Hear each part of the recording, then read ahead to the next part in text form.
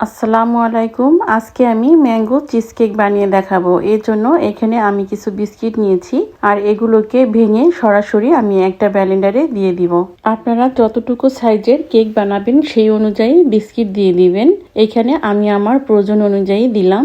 এবার আমি 2-1 মিনিটের মতো এটা একটা ব্লেন্ডারে পালস করে নিব। হয়ে গেল।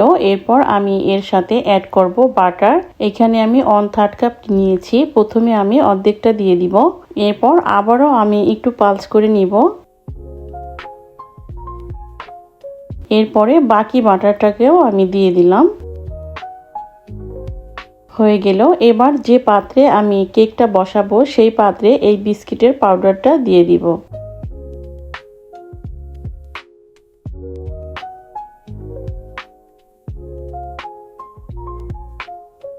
এরপর যে কোনো একটা চামিচ বা প্যাচুলারের সাহায্যে এটাকে আমি সমান করে নিব। এবার এটাকে আমি ফ্রিজে রাখবো 10 to 15 মিনিটের জন্য। এর ফাঁকে আমি নেক্সট প্রসেসটা রেডি করে নিব। এর জন্য আমি দিয়ে দিলাম ক্রিম চিজ।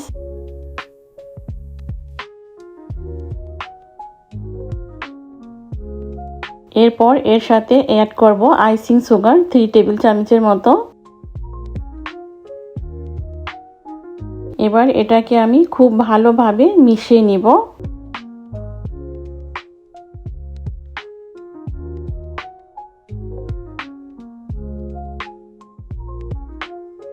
ক্রিম চিজটা খুব ভালোভাবে মিশানো হয়ে গেলে এটাকে একটা সাইডে রেখে আমি আরেকটা বলে নিয়ে নিব হুইপ ক্রিম।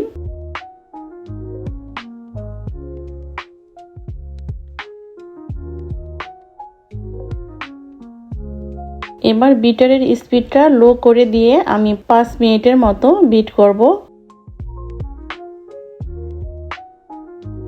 ফিরে আসলাম 5 মিনিট পরে।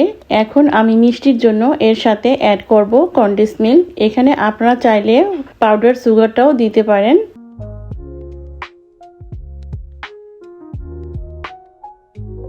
এরপর দিয়ে দিলাম ভ্যানিলা এসেন্স। এবার আরও আমি 2-1 মিনিটের মতো বিট করব।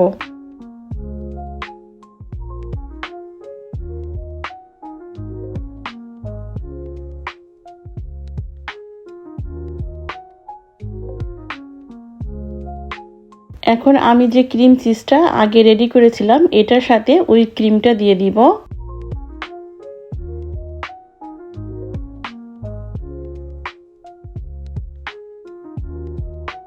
এরপর এই সব উপকরণ আমি খুব ভালোভাবে মিশিয়ে নিব একসাথে। এটাকে খুব ভালোভাবে মিশিয়ে নেওয়ার জন্য আমি একটা হ্যান্ড উইক্স নিয়ে নিয়েছি। মিশিয়ে নেওয়া হয়ে গেলে এর সাথে আমি অ্যাড করব ম্যাঙ্গো পাল্প। এই পাল্পটাকেও আমি খুব ভালোভাবে মিশিয়ে নিব।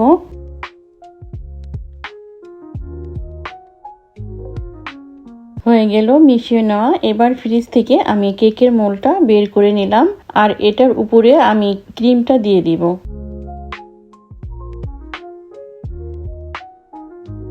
এই ক্রিমটা খুব ভালোভাবে সব সাইডে সমানভাবে ছড়িয়ে দিব।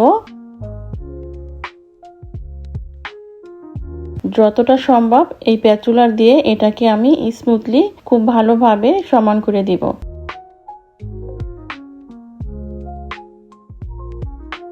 হয়ে গেল। এবার এটাকে আমি 5-6 ঘন্টার মতো রেস্টে রাখবো।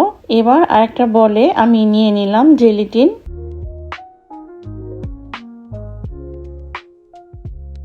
দিয়ে দিব সামান্য একটু পানি। এবার এই জেলিটিনটাকে আমি মিশিয়ে নিব।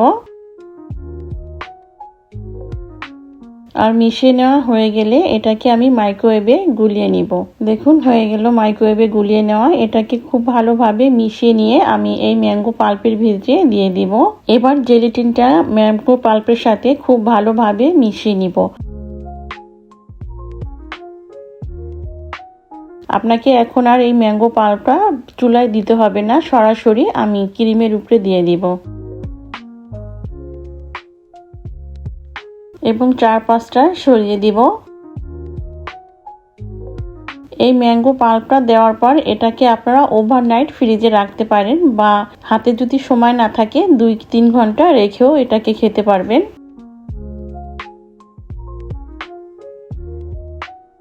ফিরে আসলাম আমি 2-3 ঘন্টা পরে। এবার এটাকে আমি মোল্ড আউট করে দেখাচ্ছি। এবার এই চিজ কেকের মাঝখানে কিছু ম্যাঙ্গো কিউব করে কেটেও আপনারা সার্ভ করতে পারেন।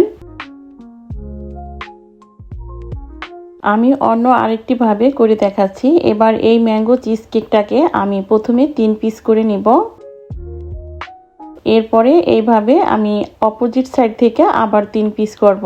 এভাবে আমি কিউব করে ম্যাঙ্গো চিজ কেকটাকে কেটে নিয়েছি আর মাঝখানে আমি কিউব করে কাটা ম্যাঙ্গো স্লাইড দিয়ে দিলাম।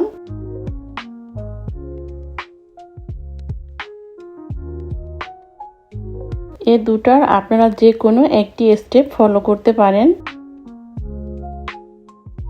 হয়ে গেল আমার ম্যাঙ্গো চিজ কেক। আজকে এ পর্যন্তই। ফিরে আসবো আবার নতুন কোনো রেসিপি নিয়ে ইনশাল্লাহ।